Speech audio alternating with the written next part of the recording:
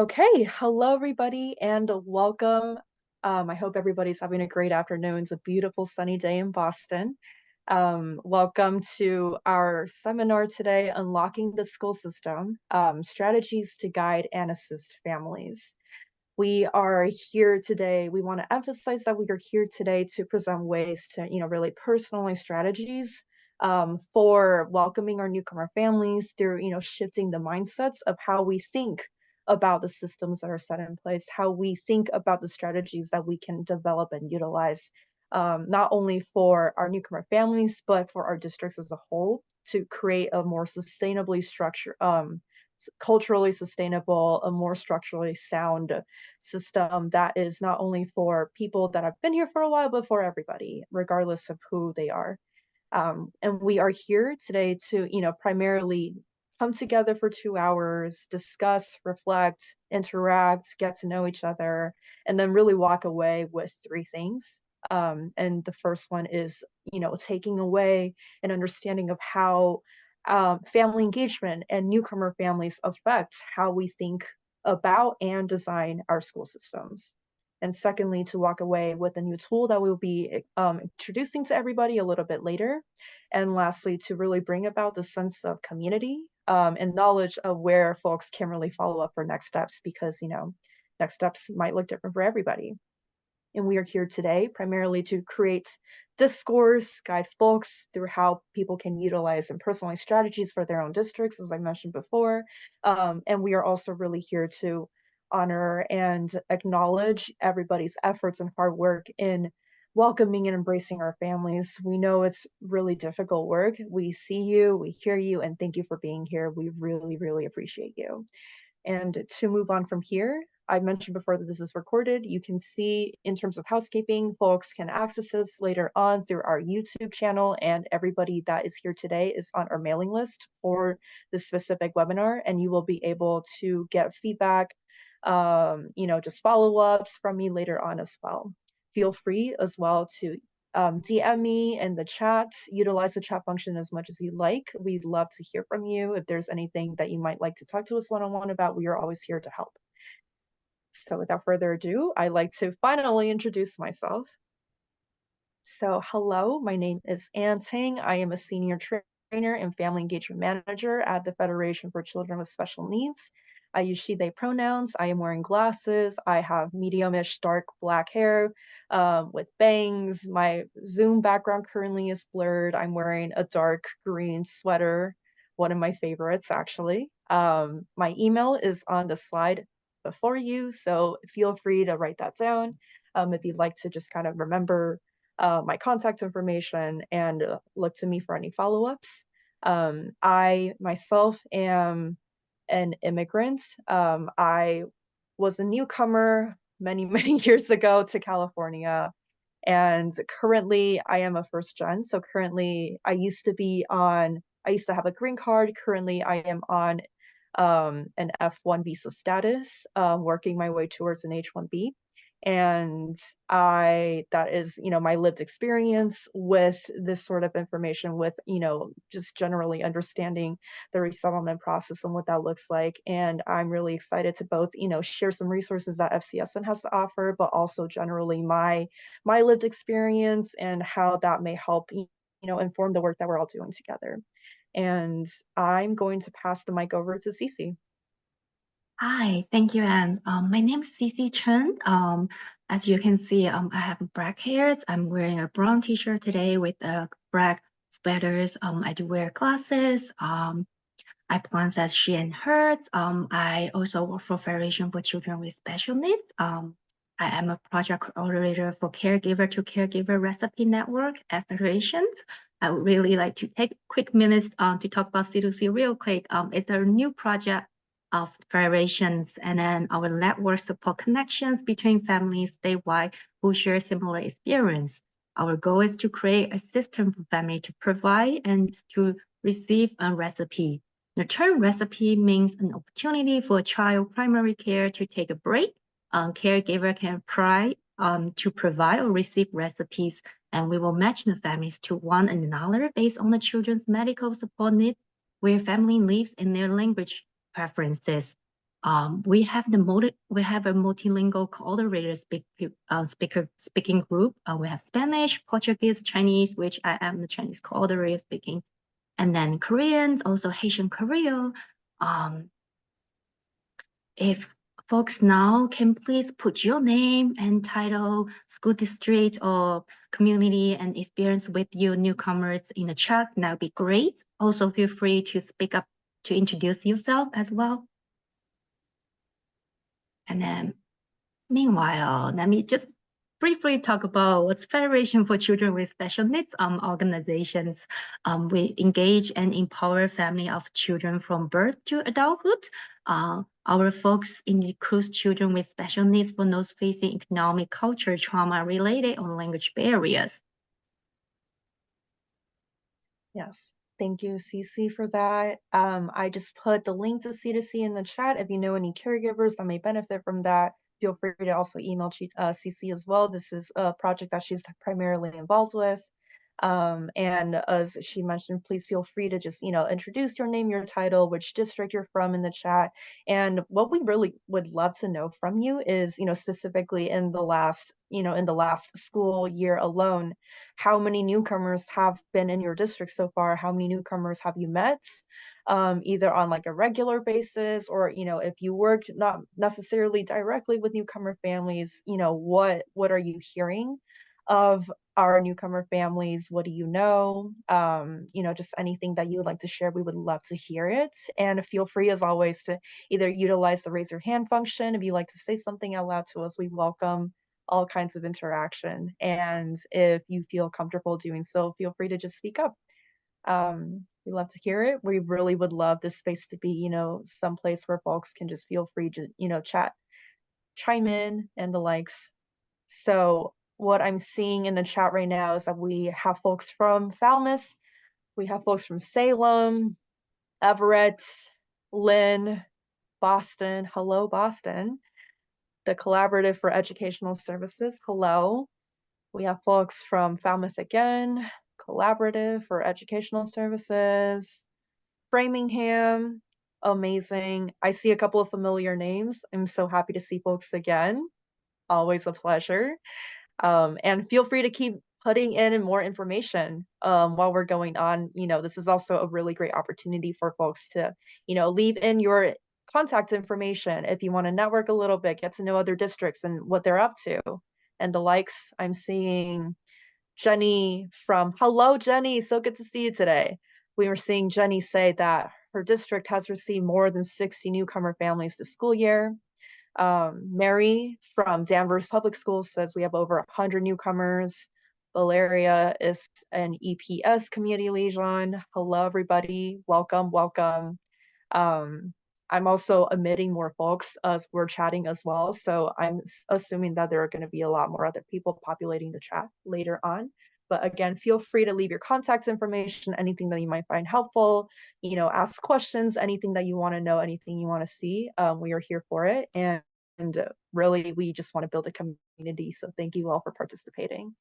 We're going to move on really quickly over to an explanation of what we're going to be doing today for our agenda, and I'm going to pass it back over to CeCe.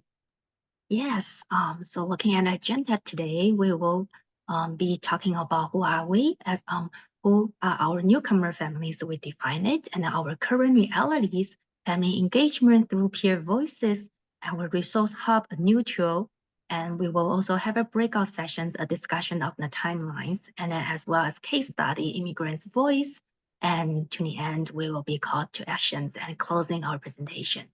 Thank you. Yes.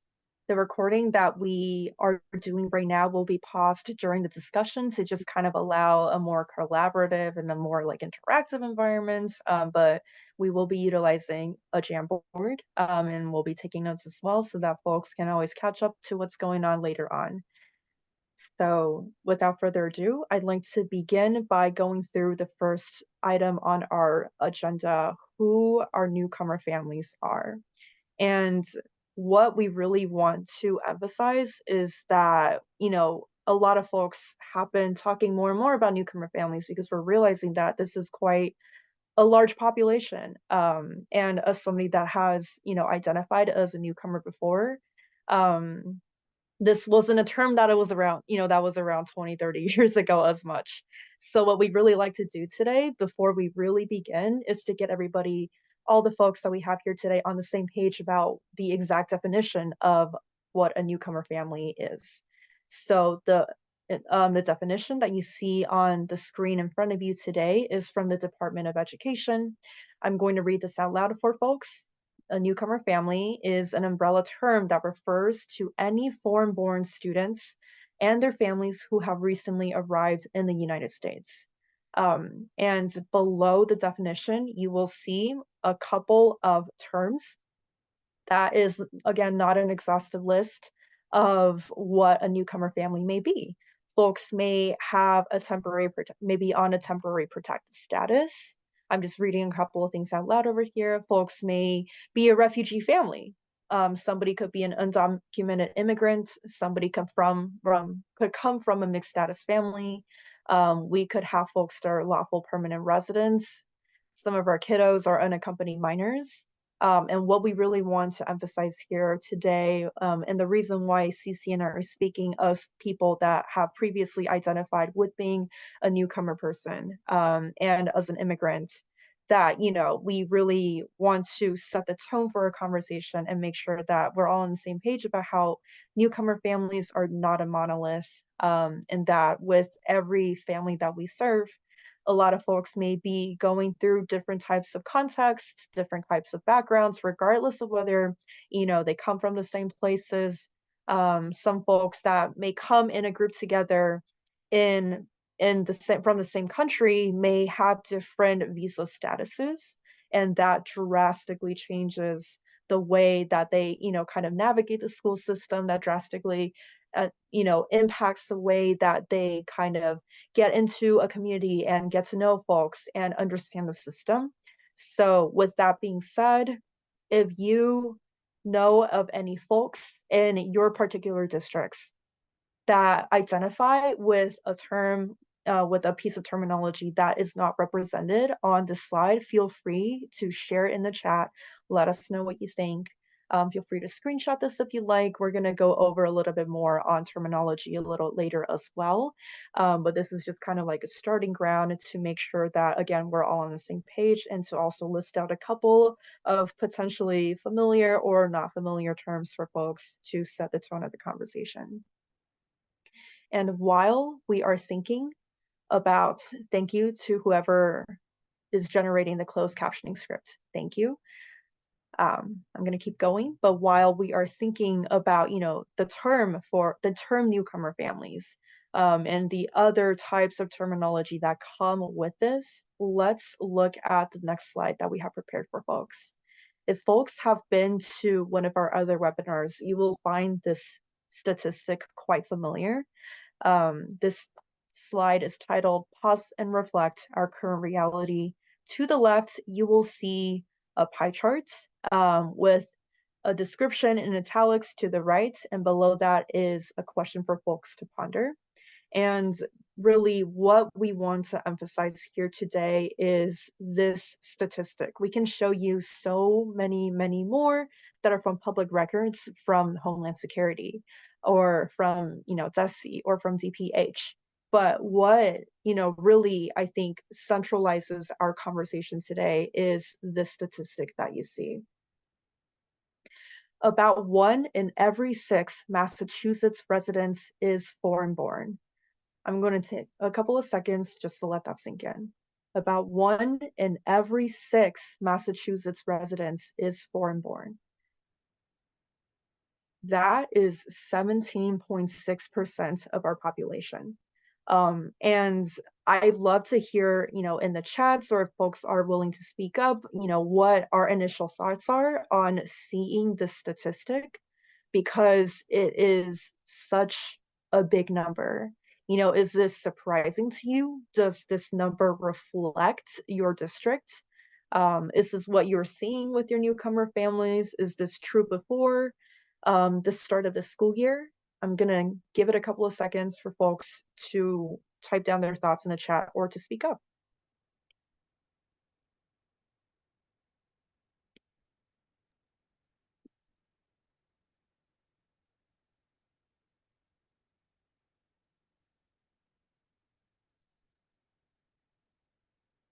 Hi, Patricia.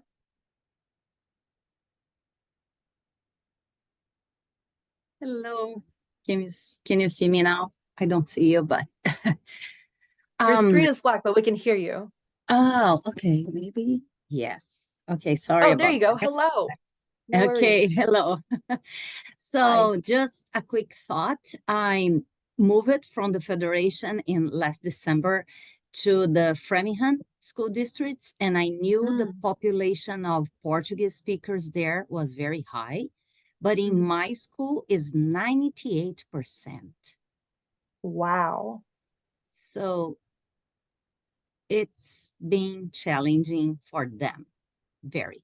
And for the teachers, they hire a bunch of teachers who are Portuguese speakers, but Mhm. this percentage means a lot in terms of programs, Yeah. dual language, bilanguage, immersion, all these different programs, they kind of blend, but at the same time, the parents need a lot of support Mhm. because they are really lost on the, you know, names and programs and what the kids are Yeah. doing there for sure. And the school is making an effort to Mhm. be transparent, but I feel that is not enough for the kids. Yeah.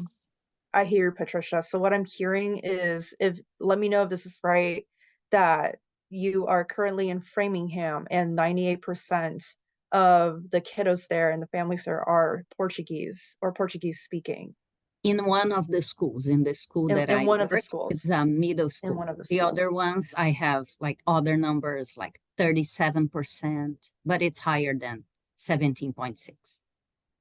Wow, that is a huge number. Thank you so much for sharing.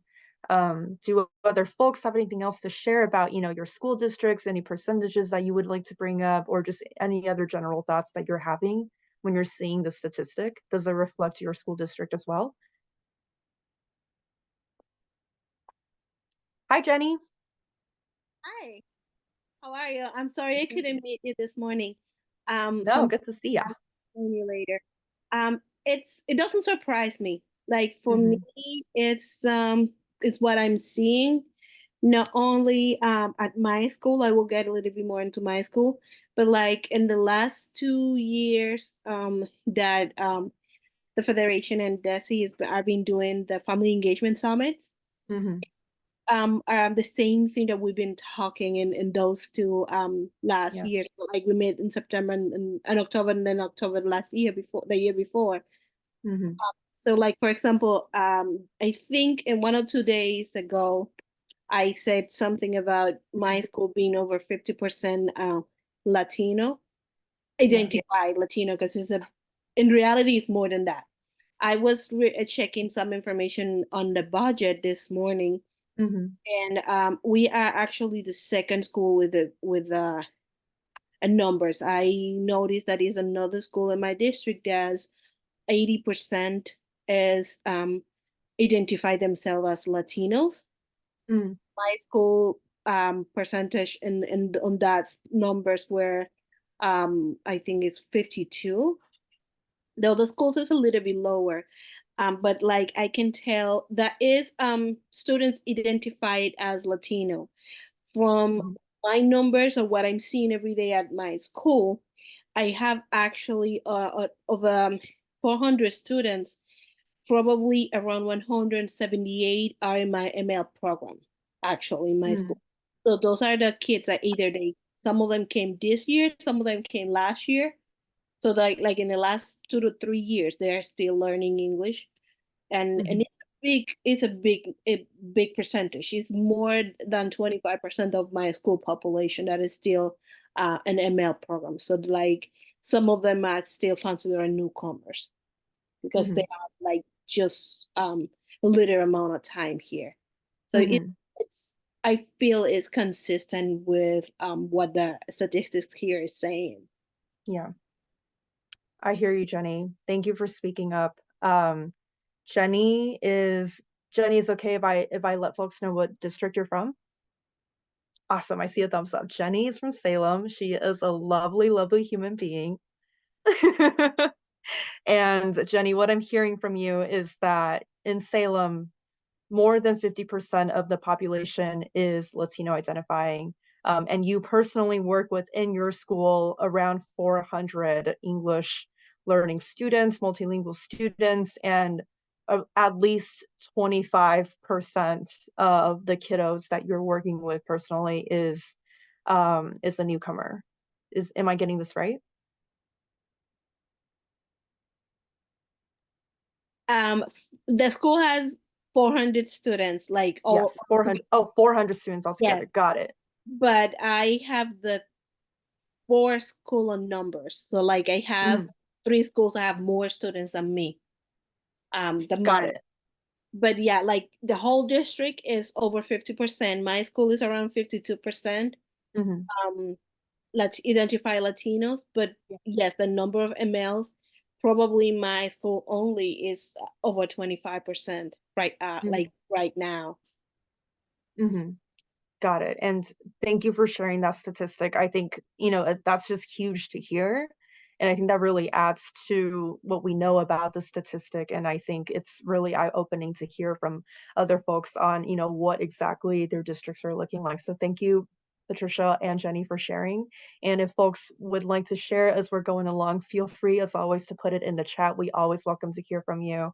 And yeah, let's just keep this statistic in mind while we're going through the rest of the slides to really, really hammer in this information. And while we are thinking of the statistic, I would like for everybody to also, in parallel, think of the question that is bolded at the bottom of our screens. How does this fact inform or change our perspectives on the existing systems in our districts? We are here today to discuss how to unlock the school system for families because, visually, knowing all the difficulties firsthand from what we are hearing, what we are seeing our newcomer families going through, we know that this is visually, quite literally unlocking access for folks. This is all about accessibility. This is all about visibility. And we are existing today in systems that have been created without this statistic in mind. We are existing knowing that the newcomer families in our districts are unable to access a lot of things because the system that we are, currently existing in was not designed for us. It was not designed for our newcomer families.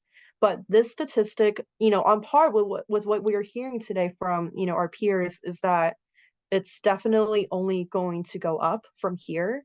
1 in every 6 is not going to be true forever. The statistic is only going to increase. If folks would like to learn more about where to look at public records from the Department of Homeland Security on stats like this and, live records of monthly statistics of folks coming and going that are newcomer families, feel free to let me know and I can definitely guide you to where to go. If you just, if you're curious about the data, I personally am a bit of a data nerd. So if you're interested in something like that, feel free to let me know. But let's keep this in mind and let's move forward. So we have talked a little bit more about, what our newcomer, how we're defining our newcomer families. We are discussing a little bit more further about, the statistics that we're working with. Who are newcomer families? Where are they coming from? And by this point, I think everybody, is more than well aware that each district is going through such different situations. Not every way that we have been, receiving strategies and feedback from folks would work in our specific districts. But what we do know is that family engagement, regardless of what district you're from, regardless of what, your individual situation within your school is like, family engagement is always going to work as long as we build up that partnership with our families, as long as we build that relationship and prioritize it as much as we can. I would love to share this definition of family engagement on the screen with you here today. This definition is aligned with our Massachusetts family engagement framework that in partnership with CeCe is being shared more widely around our school districts. If you've been to the last webinar that we did with our lovely co-presenter Edith, you would have seen the family engagement framework, and we would have discussed it in more detail as well. If folks are more interested in that, I can guide you to the recording. But I would absolutely love it if I could have somebody here today to read aloud the definition for us. Anybody is welcome to. I'm going to open the floor up to whoever would like to, offer up their voice.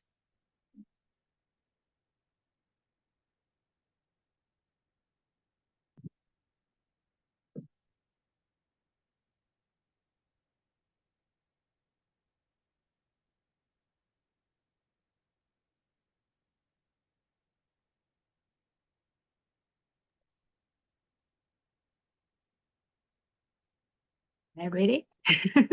Sure, CeCe, if you'd like to, I'd love that. Yeah, because I always try to remind myself over and over again to define what's family engagement.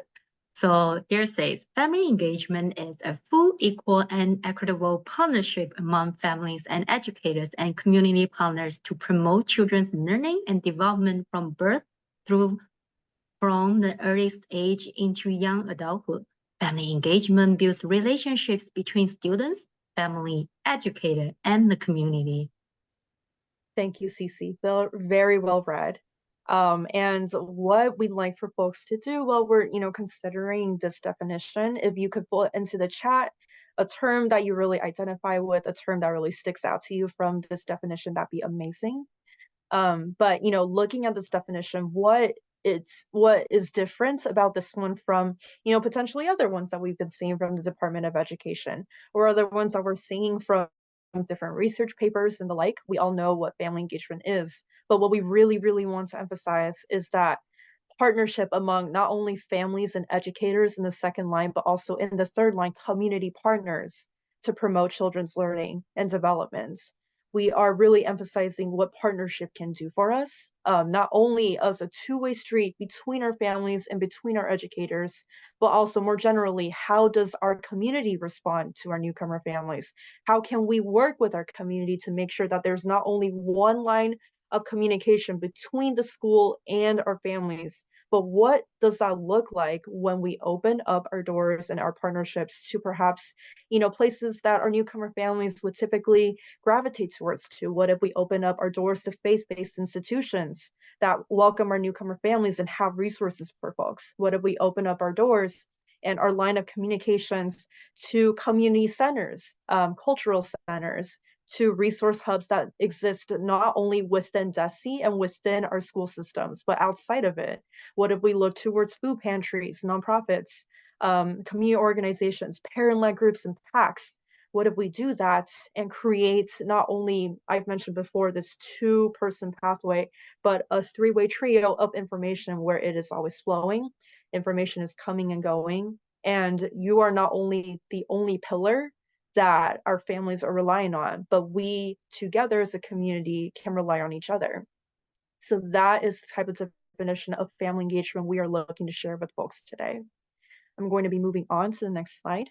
This is titled Research Results for Family Engagement. There is a list of bullet points that you'll see on the screen, that really have implications of what family engagement with, proven research, empirically proven research will do for our families. And this is something that I think folks already know a lot about, so I like to just breeze through this. But, we know from research, from proven studies, that doing family engagement right, doing the work that we're doing, creates the ability for kiddos to attend school more regularly. We'll see increased attendance.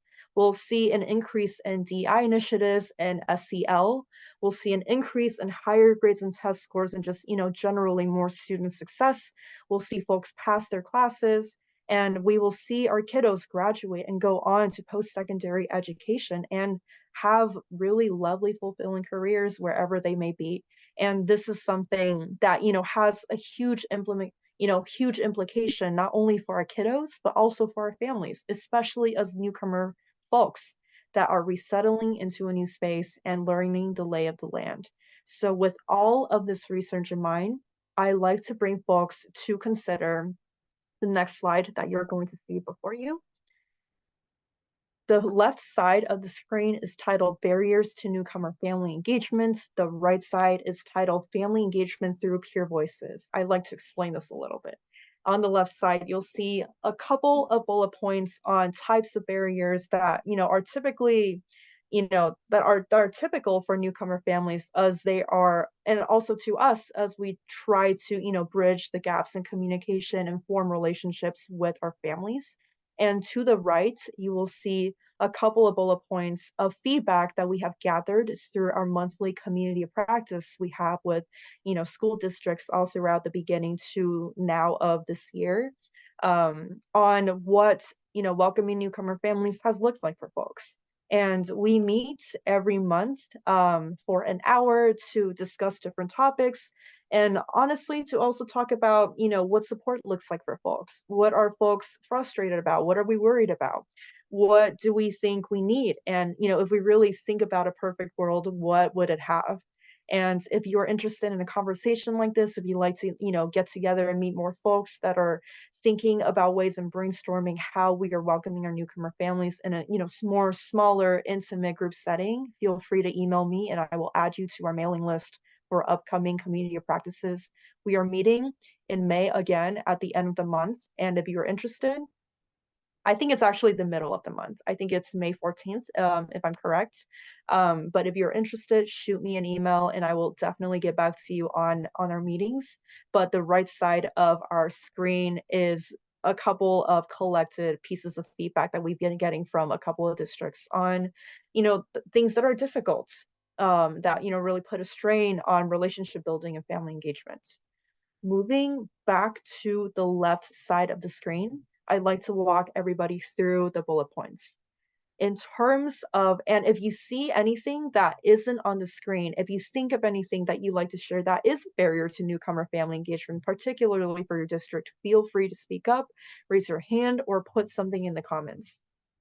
But going to the first bullet point on the very left, when we talk about personal barriers, that can mean lack of information, that can mean, feeling like an outsider, especially when you're going to a new place. If you're moving around from district to district, this is something, that happens to a lot of families. It is something that I have personally identified with. I'm sure CeCe has as well, and a lot of newcomer families, it's something that really strikes us as a barrier that will very easily lead to the second bullet point, which is, having cultural barriers and obstacles to, communication flow. And what we mean by that is, folks may already know this, that what is seen as proper, or appropriate for different groups of people and cultural norms may be different in one space and then completely different the next. And that also impacts language accessibility, what is and is not translated for families. And when we are even translating for families, is the cultural impression getting through to our families in our translations? What isn't being said through body language? What is being said? How do we identify these things? And how do we make sure that we are, hearing and seeing our families as much as we can? The last two bullet points are a little bit more systemized issues. And in terms of institutional barriers, we really mean, the internal workings of our organizations, of our systems that favor the engagement of those that are already involved. And we have alluded to this before when we've mentioned that a lot of our systems were not designed for our newcomer families. And if they are not designed with our newcomer families in mind, what does that look like in the long run? Are we creating solutions that are short term because of the system that we are in? Do we realize that we are creating more short term solutions when we could potentially be creating long term solutions? And if we are thinking long term, what does sustainability look like in this climate, with our resources that we have and with our personnel? Lastly, we need to talk about locality and access in terms of them being barriers for newcomer families. And that really can mean, anything from transit to accessing, healthcare, to accessing schools in general. But another thing that we really need to assess is the impermanence and the idea of impermanence that our families face when they are going through our systems. The only thing that is similar regarding how newcomer families settle in the US, particularly if they are of refugee status, is that they have nothing in common except for the vigorous screening that they go through by USCIS. And knowing that they have, perhaps limited time in a certain district or limited time even in the country as a whole, how do we look at this mindset as something that can be asset based instead of something that can be detrimental? If our kiddos are coming and going, how do we aid them the best that we can? How do we track our data? How do we make sure that this is something that can follow folks instead of having to rebuild different structures whenever somebody new comes to our table?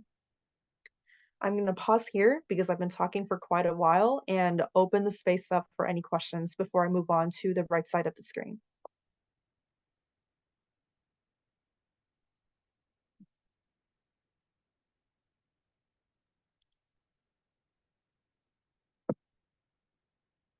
Okay. Think everyone's doing all right? See a couple of nods. Thank you. I appreciate that. Then we'll move on to the right side of the screen. As I mentioned before, this is a brief and collected list of different types of feedback we've been getting from different school districts on particular challenges they were facing regarding family engagement. There are a couple of more obvious points in here that a lot of us have already been facing for quite some time, despite, regardless of whether our kiddos are newcomer kiddos or not. And that is definitely healthcare access and transit. But particularly in regards to healthcare access, how do we go about, perhaps doing immunizations, TB testing in a culturally sustainable manner? How do we make sure that we get newcomers to the healthcare that they need in a system that is very difficult to navigate when folks are perhaps already backed up?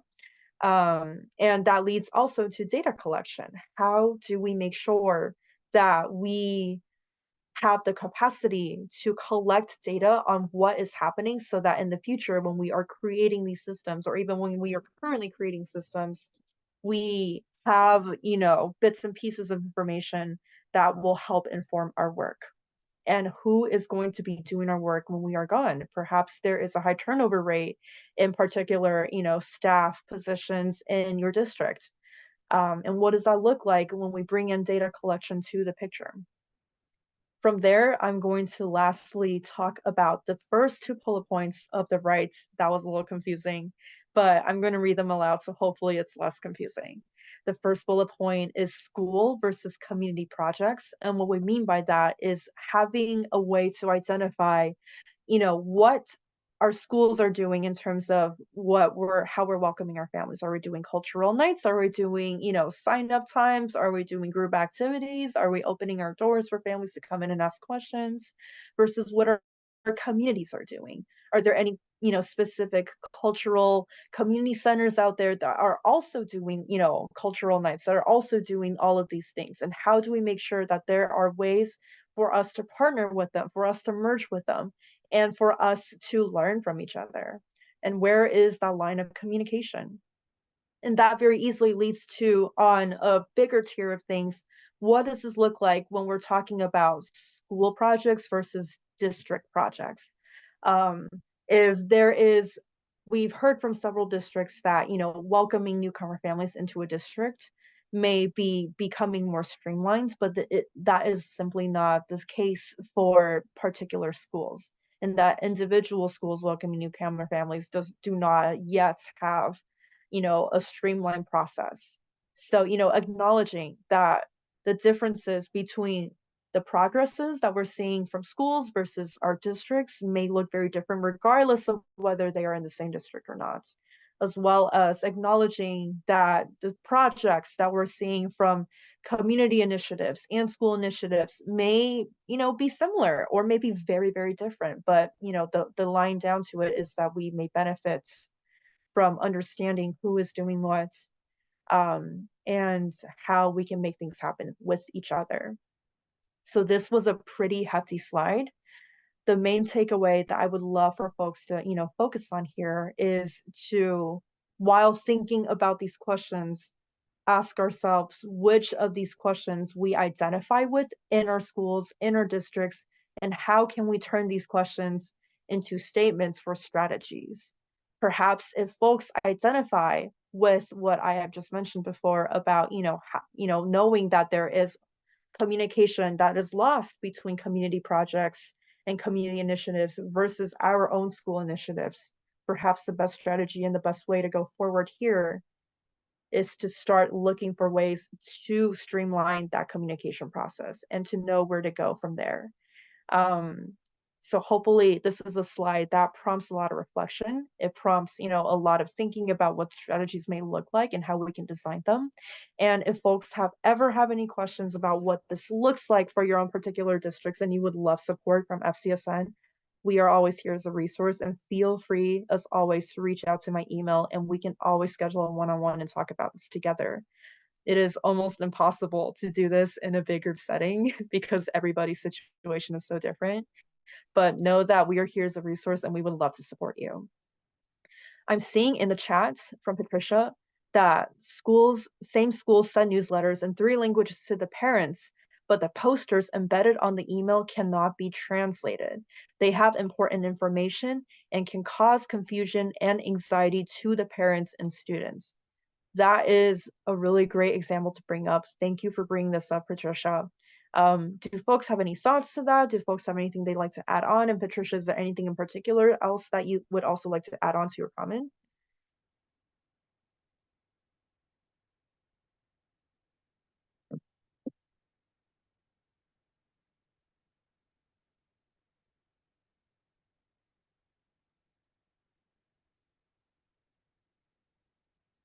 Okay. If folks do think of anything, feel free to keep going in the chat, respond to Patricia's comments. But for the sake of time, we're going to move on from here. So on the next slide, you will see the tool that we are introducing to everybody here today. I am going to use my other account and send everybody the link to the tool. Here we go. Okay, folks should have gotten the link. But this link is something that we would like to introduce to everybody as a new tool to help folks navigate resources for all of us, not just in specific school districts. So this tool begins with understanding the diagram to the left of this slide. This is what we call the belonging diagram. It is a comprehensive look at what belonging could look like and how we can navigate and pinpoint where we are in understanding what our newcomer families need in 4 milestones. In a clockwise fashion, I'm going to go through the belonging diagram and later explain the link that I put in the chat. So again, in a clockwise fashion, if we go from the very top with the light bulb icon, you will see the milestone understanding context. And what we mean by understanding context is, firstly, knowledge of immigration backgrounds, knowledge of basic services and regulations, knowledge of what the context our newcomer families are going through may look like, or knowledge even of what our newcomer families don't know about their legal situations. Just because, in terms of legality, this may look very different from any sort of person. So that is the first milestone of understanding context. Clockwise fashion, moving down to the house icon. The second milestone we're going to introduce to everybody is accessing basic needs. And that, is something that we're all very familiar with. It may look like housing, food, clothing, shelter, legal services, multilingual aid, English classes, anything that our folks need. To the bottom, you will see the icon of 2 people talking, and that milestone is respecting language and culture. What we mean by that is how to, again, really emphasize our translations and interpretations in a way that is culturally sustainable. How do we go about understanding what folks need in a way that respects where they're coming from, that respects their culture, that respects folks' traditions, their religion, anything that they might need, as well as respecting that if they are multilingual learners, that they are taking on additional languages to their arsenal, and knowing that everybody that is coming to us is a wealth of information, and knowing how we can tap into that, ultimately is amazing for all of us. And lastly, the last icon that you will see to the very left is a handshaking icon, and that milestone is partnering with communities. And that really was the central focal point of our conversation here today. How do we make sure that we're reaching out to our communities? What can our PACs, our CPACs, our LPACs offer to us in terms of, cultural exchange? What does it mean to partner with nonprofits, local organizations in our area? And what does it even mean to partner with other districts? And what does that look like? All of this are different places where we can pinpoint where we are in terms of welcoming our newcomer families on, so to speak, a map. And all of that leads to a greater perspective on how our folks can belong. You will see that there are arrows pinpointing to the intersections of each of the four Venn diagram circles. And that really is here to emphasize that, we don't have to pinpoint where we are on only one space, only one milestone. We could be on multiple milestones at the same time, and that is perfectly okay.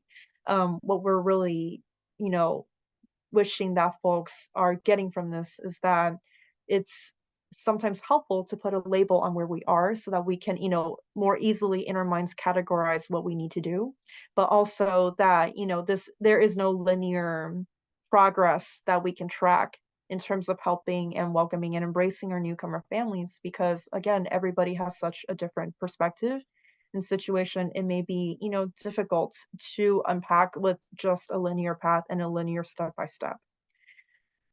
On the right side of the screen, you will see a couple of bullet points, and these are strategies and ways that we can pinpoint what we need to do next.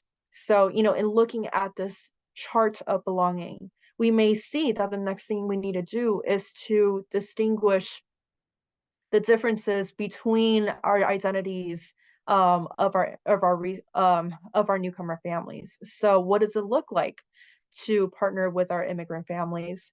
What does it look like to introduce the idea of cultural brokering to our family liaisons? Or to understand that already what our family liaisons are doing is considered cultural brokering. What is the context of our family's resettlement process? What does it look like to have a reactive strategy versus a proactive strategy? What does it look like to, introduce the concept of co-designing to our systems and our families?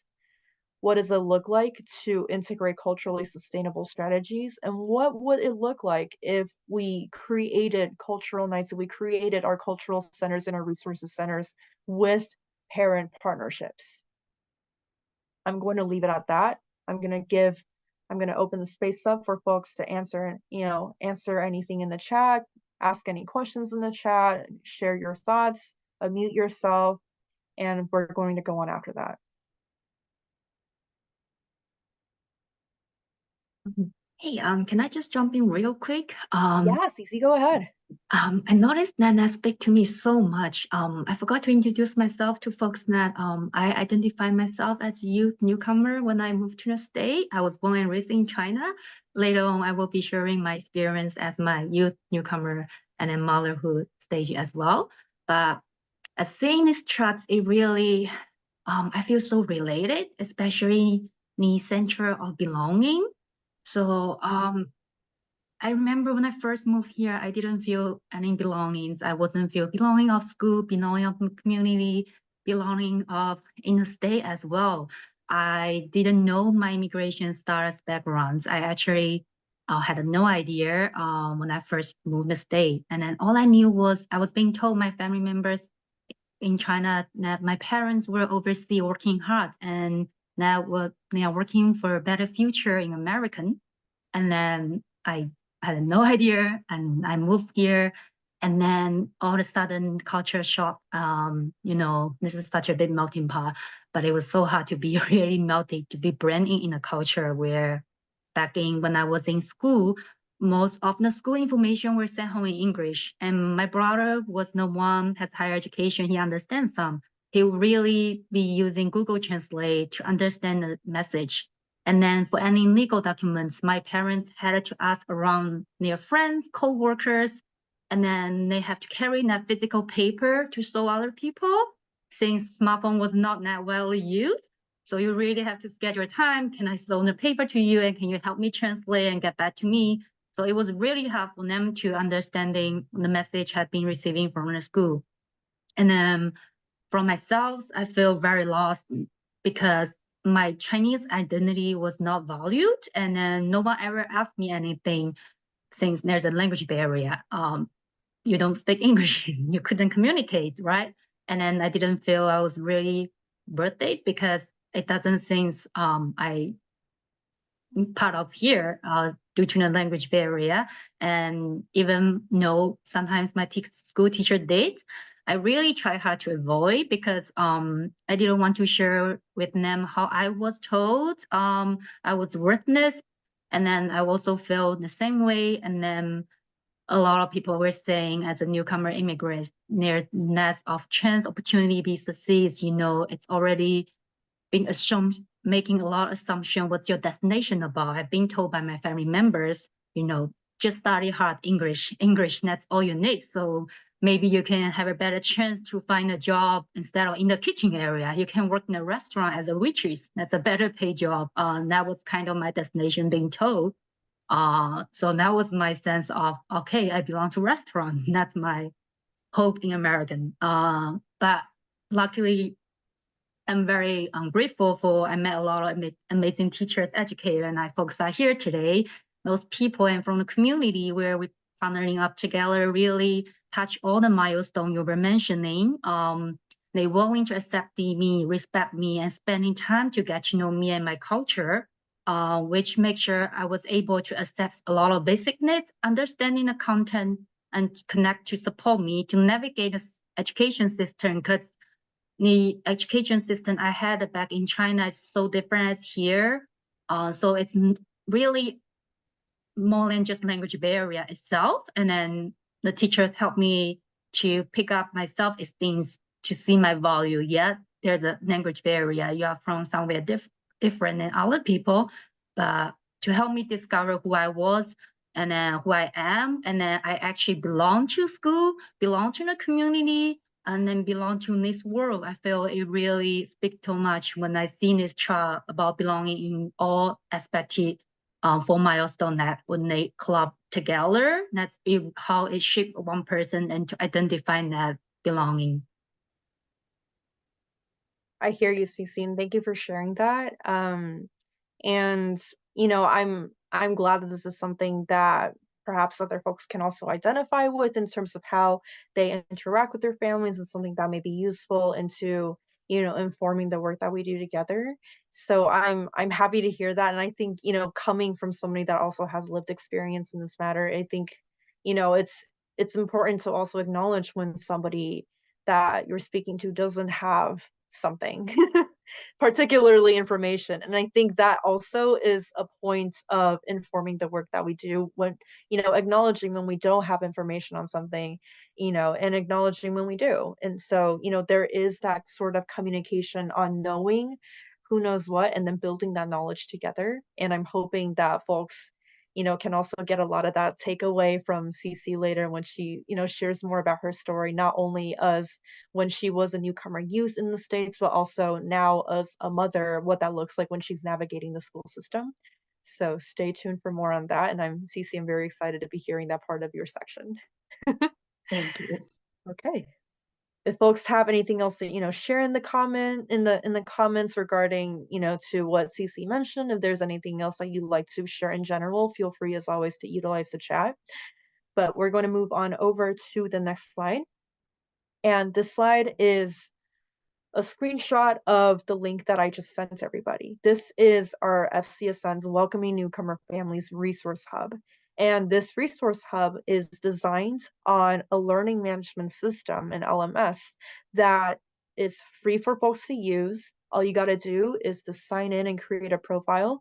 We are offering a lot of weekly tutorials starting next week It's starting 2 weeks from now on Tuesdays from 10:30 to 11 a.m. And I'm going to be sharing this in the emails later as well on how to utilize this resource, what our thought process was when we designed it, and it relies very heavily on the belonging diagram tool that we just showed you prior. So this resource is a space to firstly, create a space of consolidated information on things that are available in Massachusetts as a whole. We cannot say for each specific district what you may need, but what we can do, in the middle of all this is to guide you potentially to the places that may offer you support as much as we can in whatever languages you need a support. Secondly, we also want to create a centralized community space for all of our folks to not only consolidate this information, but also to speak to each other, to inform each other what we're doing, to share pictures, to share polls, to share information, resources, to ask questions. And if we do have some time after this, I'd love to show everybody the website and show folks how they can access the communication social media widgets inside the tool to just kind of speak to each other. But again, in regards of time, we're going to move on and hopefully we can get back to this, or folks can sign up for the tutorials that are going to be happening in 2 weeks every Tuesday from 10:30 a.m. to 11 a.m. And to please send this resource as much as it can to other people's ways, and hopefully it will be helpful in informing your work. But this goes through everything on the belonging diagram in terms of understanding context, going through department and state resources, going through federal resources, going through basic needs that may be available in specific regions of the country. So again, stay tuned and thank you for signing up if you have done so already. I'm going to now pass the mic over to CeCe to introduce a little bit of this concept that we're going to be talking about next. You can see there's a 2 questions on the screens. When welcoming newcomer families, we tend to think about the question, first one, what do newcomer family need to know to be informed partnering in their children's education, right? So it's actually asking, what do we need to tell families? What do we need to make sure that they know about school? But it's more importantly, we should shift that perspective to the second question here. What do school leaders and educators need to know to be informed partners in the newcomer children's education? What do we need to know instead of simply working on what do family need to know, the power partnerships? There's an example where I can think recently I learned from a workshop from the Massachusetts Advocate for Children. She's an advocate, and then she emphasized the barriers that and just talk about the family separation, culture stigma, immigration trauma, experience prior and during arrival USA, and then multicultural household, interrupted education, linguistic culture difference for immigrants' parents, and parent-children relationship, economic and social factors, systematic racism, so many other factors to take into consider, and then also what are the factors and cultures behind it, and we need to learn more about individual. There's an example where she's saying there was a student who had a challenging behavior issue during the lunchtime in cafeteria. When the school took the time to really understand what was happened, it actually turned out that the child has been triggered by a juice box that they were serving in the cafeteria. It is because seeing the juice box remind him of passing immigration for days, because they were in the immigration center, and then all they had it was no juice box. So if we didn't get to know the story behind the juice box, we'll be confusing. It's just a juice box, and what went wrong with the child? But then all the traumas does carry on, as we all know. So I think this is a great example to really important to point out that, to emphasize we have to know the story behind it, what caused that behavior. It's not why the child acting like this way. And then most of our response in children's conflict and challenge behavior are culture bonded or based on our observation, which it could easily to be misinterpreted children's words or actions. It reminds us to rethink about when someone seems challenging, we should ask if it's a behavior culturally influenced Could I be misunderstand the child's words or actions? It really brings back again to us the second question. So what do we need to know to be informed partners in the newcomer children's education? Mm-hmm. Thank you for sharing, CeCe. And I think to me, this sounds like anything from understanding eye contact to understanding, perhaps parents' deference to teachers. In my country, I am a Taiwanese immigrant. In my country, teachers are always deferred to. So, in terms of family engagement, it does not exist in the manner that we do it in the States. Um, it is more information flow from teachers to families and not necessarily the other way around. And I think, if folks came with this mindset, that would be difficult for us to navigate, but knowing the context behind it is very useful to understanding why folks might be feeling this way and what the next steps may be like in terms of informing folks that, in the systems here, it may be done in a different manner. And what that looks like for folks, especially if we're, utilizing cultural, family liaisons, if we're utilizing cultural brokers, what that may look like. But then again, really emphasizing that we're here today to discuss not only what we need to know, but also to acknowledge the power dynamics that exist between us and our families. And that despite our best efforts to bridge this gap, if we don't recognize that that power balance that exists and that it is unequal, that we may not necessarily get as far as we want to. So I'm going to move on from here to the next slide. And in, discussing power dynamics and discussing, our situations, I'd like to take some time to break out into groups to discuss what our individual timelines have been looking like. And what I mean by that is discussing primarily the last question in bold that you see on the bottom of the screen. How can we be intentional when we're designing long-term sustainable newcomer engagement strategies? And what does that intentionality look like? And some, sorts of questions that can really help jumpstart this conversation make look like, how long have you personally, working in your district been welcoming newcomer families to your schools? And more specifically, folks have been doing this for months or folks have been doing this for years. It really depends on your position, on your school, how long folks have been utilizing what system. But let's just say from January all the way until now in April, what have you noticed about the changes in discussing newcomer families? Have you been noticing that there has been a shift in our mindsets from thinking about the work that we're doing in a more band-aid sort of format to something that is more regular? Have we been thinking more about what it means to create long-term systems? Is that even possible in, the issues that you're trying to solve, whether that be healthcare, whether that be transit, whether that be just getting kids into the classroom itself? But I would like to share right now in the chat a Jamboard for folks to click onto.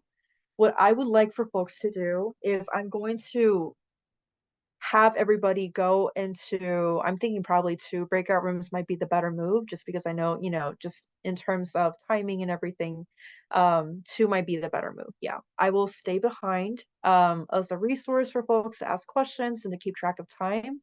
I would love it if folks could assign a note taker or a spokesperson, but if everybody could, spend some time introducing each other firstly, going into the Jamboard, putting down notes from your discussion, and really centralizing the conversation on the last question. How can we be intentional when we're designing long-term sustainable newcomer engagement strategies and what that looks like for you? I know it's a very big question to tackle, but in the best interest of time, I'm going to give folks around 15 minutes to do so. And once everybody is done, we're just going to come back, answer a couple of questions, and then move on to CeCe's recollection and case study on how she has navigated the school system as a young newcomer and now as a mother. If folks have any questions, again, I am here. But I will see everybody. Everybody should get the Jamboard already. I will see folks in around 15 minutes. And I will also be pausing the recording for this. Well, as I get a chance to share myself.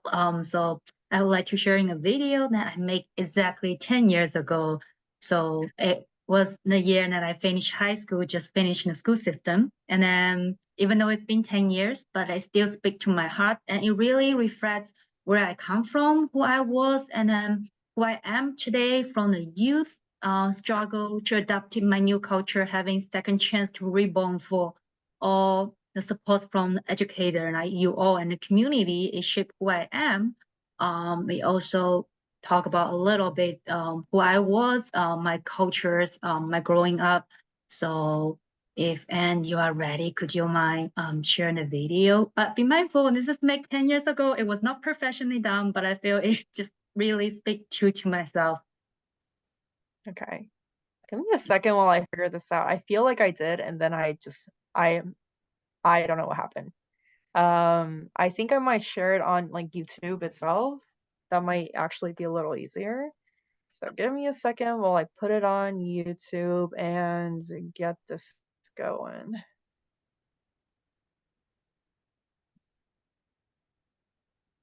Oh, there we go. Okay, and let me know too if there are any issues with sound and I can fix it. Yeah, that's cool. I like to think I'm, technologically savvy, but sometimes it's not the case. Okay, so ignore all my tabs. Y'all know what it's like.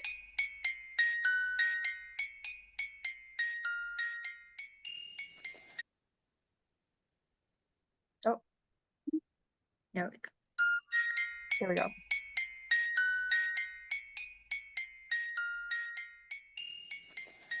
I was born in a small town in China, the third child and a girl, which disappointed my parents.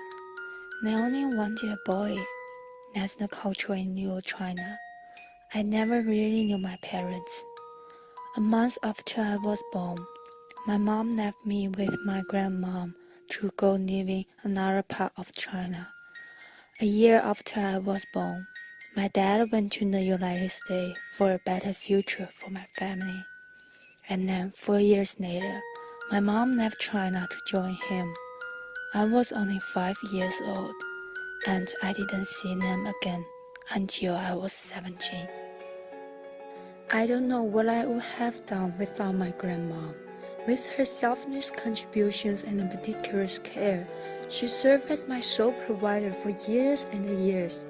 She raised me and kept me safe, even stopped strangers from adopting me, so I could stay with her. I don't know how to thank her for such sacrifice. Even with her love and care, growing up I feel lost much of the time. I questioned who I was and what I was going to be. I was always being told that I would go to America soon, but I never knew when that would be. My childhood continued to pass, and soon didn't come. I dropped out of school at the age of 13, and I thought everything was over for me. Finally, 4 years ago, at the age of 17, my grandmom convinced me to go to America. It was the first time I met my parents. I didn't really know English, and I had to start high school. The truth is, I didn't even remember much from elementary school. In high school, I studied with all ESL classes. It wasn't just catching up on my education. I also need to adapt to a completely new culture and living with my parents for the first time. There were many moments that I tried to give up because it was all way too hard. I spent most of my time in school or at the library. Then one day, I thought that there must be more to life. I enjoyed my friend who was volunteering at a food pantry for homeless people. I met many amazing people through this volunteer experience. People who encouraged me and influenced me to continue to work towards my dreams. One of those dreams was to go to college. My world is no longer so black and white. I have had so much help from teachers and friends. A special moment for me was the day I sat on the lawn with more than 500 other students from my high school, and I heard the principal say, Chen. I stood on the podium with mixed feelings, and then held my diploma up high. It was my graduation day, and I had made it happen. I wish my grandmom could have seen my success. She would have been there for me if she could have, but she is still back in that small village in China. Now, I am at Kobe Sawyer College, a freshman, and my new story has only just begun.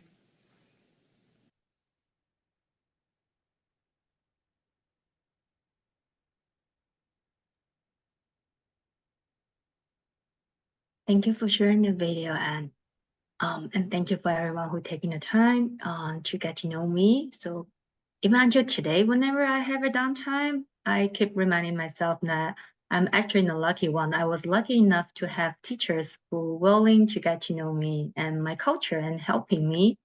And I also always want to emphasize that now you get to know one more Chinese youth story, and then please be mindful that if you knew a girl from China, you only know one girl from China, and her personal experiences, cultures, it's not representing for all, and as no one can present or speak for a particular community. So if you were get to know my childhood neighbor, who lived in the same street down the town, down the street in my town, country, but she would share a very completely different Chinese culture from her perspective with you. So this is really important, and not to generalize people who from the same country or even same town. And even like today, when we're looking at us, like, and now looking, we both really identify as immigrants, Asian. We're both from Asia country. And then our appearance looks somewhat similar alike for you, right? Black hair, Both wear glasses. glasses. Exactly. And then we were both immigrants, from as youth too. So, but her experience is very different newcomer as I do, and then she has a very different culture as I do too. So I feel there's a need to point out difference, understanding where people coming from, and then as youth, where the newcomers, there was a lot of struggles that I had to facing. As the bullet point pointing out, as a personal cultures and languages abilities, institutional and then locally and access. I feel that really holding on that sense of belonging. I mentioned how I was insecure on my own childhood, but coming to here in the state, there's belonging. It's gone there. I don't feel belonging. I didn't feel secure enough, and then I'm so glad to hearing folks were mentioning about really supporting the newcomers, building their confidence. I feel that's something I was missing in my childhood, even in the very first years in the state as well. Without that confidence to identify who I am, I'm worthy, there's a chance, there's opportunity. So that helping that newcomer youth to speaking out to them, say you are worthy, you belong to here. I feel that was the things that my teachers and my community gave to me. It wasn't the first time I heard someone say thank you to me. It wasn't the first time someone say I'm beautiful. I'm wearing glasses right now, but I have a scar right underneath my eye. I was being bullied when I was a child. So beautiful doesn't never connect with me. No one ever say something nice to me. So those things that school has been offering to support me, to make me realize there's new sessions waiting for me, really change shape who I am. And I really receive all the support from the school system. The teachers, I stay afternoon in my teachers' classrooms. They talk to me never near for every single one of my milestone, which my parents wouldn't know when was my graduation day, when there's a special celebration for me joining National Honor Society. I was in ESL classes. I go to regular CP classes. I even go to AP classes. My parents had no understanding about what's the structure of what I go to. They wouldn't even know I was taking SATs. But my teachers are there for me for every single step. The people in community where I mentioned bread of life, I go there volunteer every single day. So when folks are mentioning about having a school body, I feel so connected. I did not have a school buddy when I first moved to the state, but I find out my school buddy, it's in a community where breath of life, people are so generous nicely.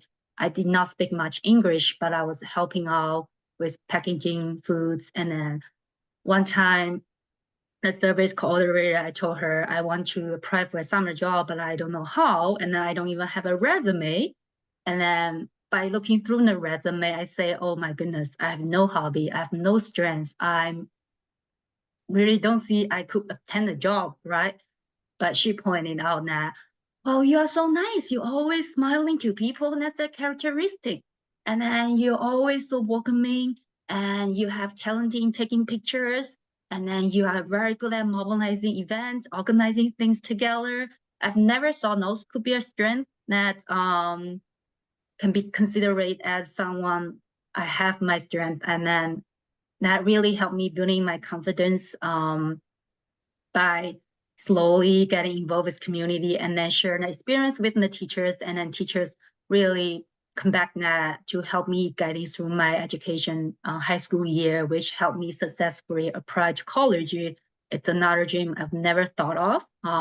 So that's why earlier when and so at this belonging chat, I feel really connected. It really takes the entire village to build that, helping to shape a youth perspective to rethink about who they are. And then eventually they are able to move on. And then I'm very grateful for every single opportunity people had to help me. And that's why I never hesitate to share who I am, where I was. I'm hoping that someone can feel resonated. And then, you know, and there's a lead to speak up, to share your experience and voice. I know the video was kind of old, but I will pause here for a second. If you have any questions, comments, you know, feel free to ask. I'm very open-minded to ask any, to answer any questions before I move on to talk about my new stage of being a mom. Yes, and on this slide here, you will see the bullet points that we had referenced before that may be possible barriers for newcomers as they enter the school system and just, you know, just like American systems in general. And, you know, if folks have any specific questions about how CeCe was navigating or her perspective as a newcomer youth in that time, you know, through like language accessibility, institutional barriers, locality, anything like that, please feel free to ask her. She's here as an open resource to just kind of share a different perspective. And then, as CeCe mentioned later, we can have some time to move on and talk about her perspective as a parent navigating the system and not necessarily as somebody reflecting on her youth when she was a newcomer.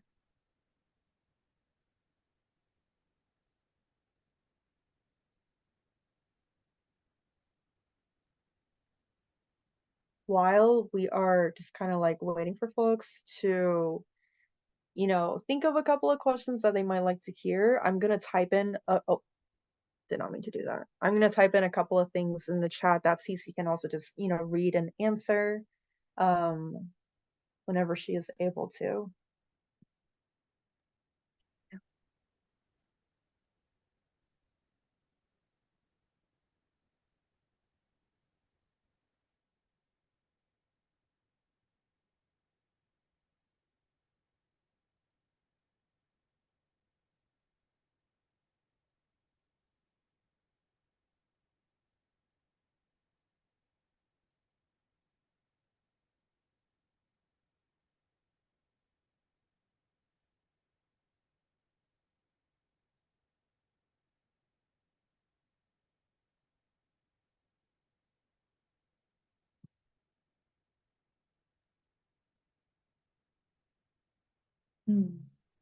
I see your questions. Aside from language, what was the barrier that prevent you from accessing school resources? I think besides language, it's really about the culture difference. Even though if I speak English, right, the school system will be so different from China and American. The classroom setting is different. The way teacher talks is different. And then resources, there wasn't even accessing the school resources. The system itself is different. So in China back then, there wasn't things about school resources. It was always teacher directly give you information. So you just listen and do. There wasn't that many in terms of family engagement, it was more about direct teaching styles. I couldn't speak to all schools in China, but I can say back then that's how systems of school setting was setting up. So I also feel the language and the confidence, even if I'm willing to opening or asking for resources. I had a very low self-esteem. So I didn't feel comfortable in the beginning, ask my teachers for anything. What's college? What's the options? So I feel be really kind of building myself. It was the very first step I was missing out. And then I see your second questions. How did your teacher support you by increasing your confidence? What was an important impression you had your relationship with your teachers? I feel my teacher gave me a lot of confidence in a way. It's very simple. You might not be thinking about that's really supporting that youth, but it was even with saying thank you, asking me questions, give me options. Would you like to do this or that? That wasn't an option I ever had within my own childhood. And then also they told me, yes, you can. I remember one afternoon evening where I sitting in my ESL classroom. She was talking to me how there's a lot of potential. She shared with me how she spent 10 years in college to navigating school system, to making sure to find out what's her dream career it is. So she break it down her steps, share her personal experience with me. College doesn't define, has to be right after school for 4 years. There's other options. She talked to me about what's a community school choices, what's a college choices, and what I can do. She played my parenting role, which my parents never really able to help me to break it down. So as teachers able to willing to share the personal story, taking time to share with me the school system here, it really helped me see the hope. Oh, yes, I might not be doing well in my academic, but there's a chance how I can get there. So that really helped me picking up little by little. And then I also have so many other teachers where I still can remember in one of my AP environmental class. I struggle in that class, but I still sign up. She encouraged me. She said, challenge yourself. She let me use her computers after school every single day. She was there. Every time when we have a quiz or test, she always checking with me, making sure, breaking down into simple words to express the contents, informations, and then to making sure that I understand the content on that actual one-on-one support, encouragements, believing in myself. I feel that really helped me thinking about keep challenging myself. She helped me to write recommendations and then point out my strength areas I can work on. I feel those are very, very supportive. And then the third questions I see here, what is your main key takeaway from a school system as a newcomer student, good and bad? I feel the main takeaway in my 4 year in high school in Massachusetts system as a newcomer student, I have to say, I went to Modern District. So if folks know Modern, it's a very diverse community, which I truly appreciate. It opened up my eyes to see a diversity community it is. The good thing is everyone really respecting each other. There was a lot of support from teachers and all the other staff member in school setting, especially I still remember my principal. He was extremely nice and sweet. Those are really good. And then if they didn't chasing back who I was, they started where I am and making sure I get my needs being met.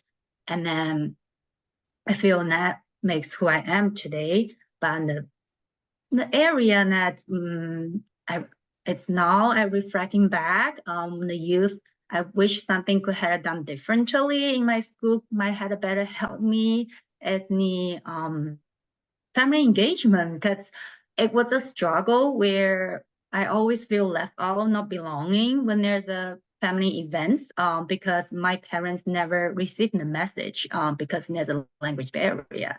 Even they do, but they are busy at work.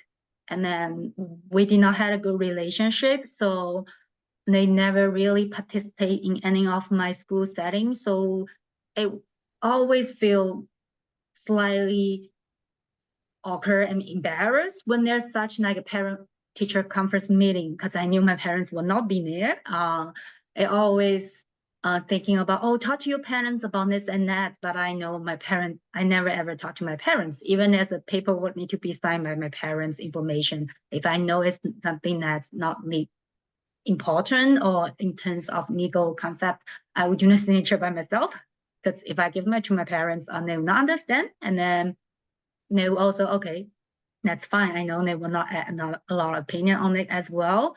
So I was hoping that if school had a chance to kind of get to know me better and understanding the cultural background where I come from, my relationship with my parents, and then if there was way to accommodate those parent-teacher conference meetings, accommodate our way to participate for my parents. They cannot be physically there, but it's their way they can also support, and then I don't feel be left out, especially being a youth comparing to other people talking about their parents. But I actually don't have my parents at my back. So I wish like something that could exist back then. And then one last questions I see here, as I think what you are saying really emphasize our needs and reestablish peer buddy system. Yes, absolutely. I did not have that. That would be so helpful. I think I did have my peer buddy assistant. It was from Bread of Life in the community. That's where I had the service coordinator and then the founder who guide me through step by step. And then he break it down to my word choice when I use broken English. And then he guide me what does it mean in the school, what's this next, and then that was extremely helpful, and that made me feel sense of belonging. I absolutely with you, and then with folks who were mentioning about peer buddy, that would be a life changing if I had one.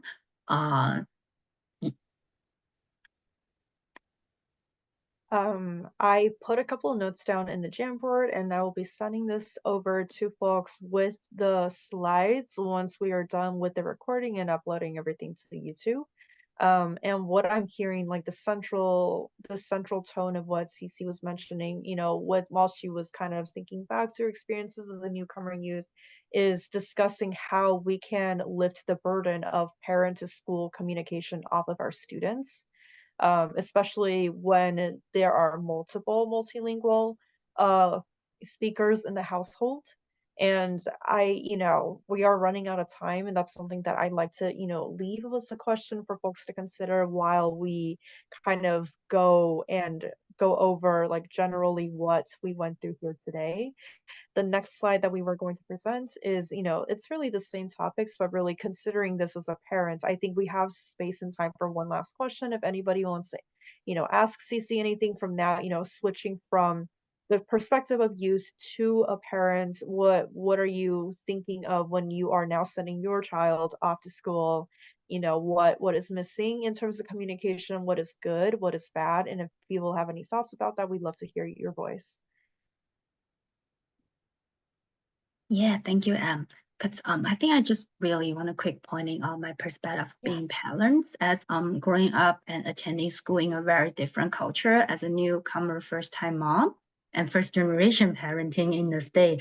The struggle is real, and I'm trying hard to avoid repeating the history and give my best to my daughter and her school. Of course, I look up on the internet for everything, and then ask local parents about their experience, and even before my child starts school, to learn the potential roles and of being a parent on my own.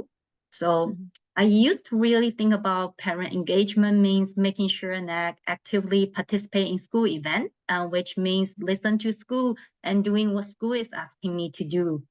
And I volunteered to become the homeroom parents. I joined the school diverse equity and inclusivity I committed, and I respond to every single volunteer opportunity. Mystery reader continue to donate to donations, and then much more, as I try to navigating and learn how to be a mom of a school-age child in a completely unfamiliar school system and culture. I make sure to follow everything schools needs and believing in the power of school, and the school will educate my child and everything will go well. Then At a point, I realized that this education system seemed to be very one-way directed by the school. Yet I actively engaged in school, but I forgot to ask myself what I want from the school for my daughter and myself. In fact, school actually never asked me to, right?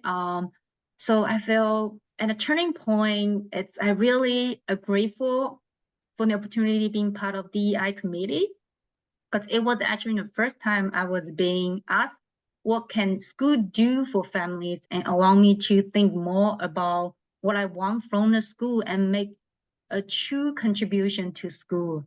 My voice was heard again. I feel the power is coming back as my youth that I am fortunate enough to have the opportunity. But what about the other family who work full time and do not have a flexible work schedule and not able to accommodate their needs, which makes it impossible to physically present in the school events. And again, I'd say I cannot speak for others. I deeply know the root of my childhood trauma, unfortunately, stay unsolved and impact who I am. However, I am the lucky one who received the right support and now wish to discover a way to support my own family and my community to change that power dynamic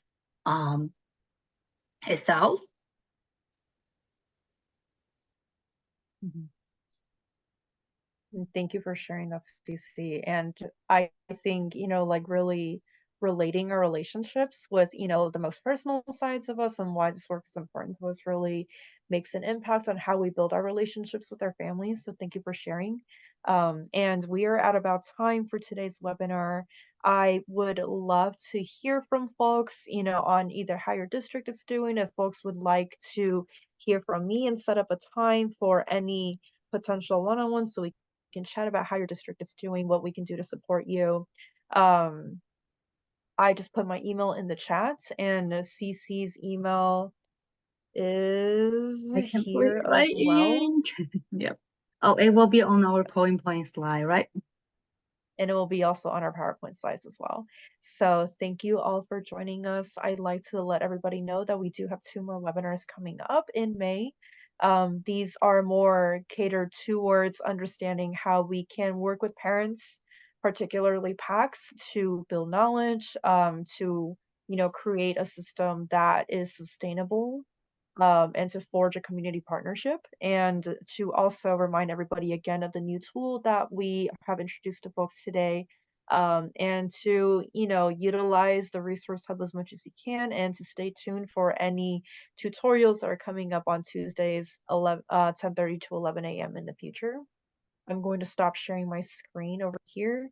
Thank you all for coming. We appreciate you. We're going to stay behind for space for a couple of folks to ask questions if they like, for just some time with us to listen to specific and more individual needs.